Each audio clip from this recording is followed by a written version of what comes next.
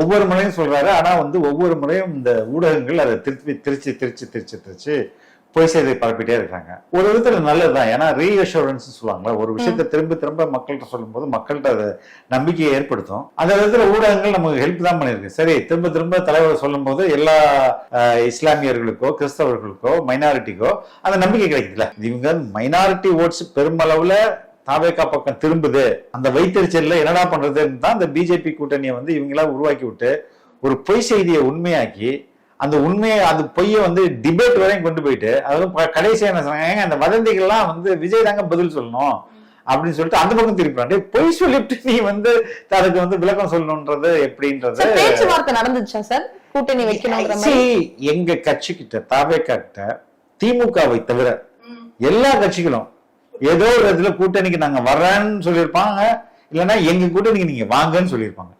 இது எல்லா கட்சிக்கும் திமுகவை தவிர. அப்படி இருக்கும்போது யார்கிட்ட பேச்சுவார்த்தை நடக்க நாங்க தானே முடிவு பண்ணோம், நாங்க தான் நோன்னு சொன்னோம் பலருக்கு.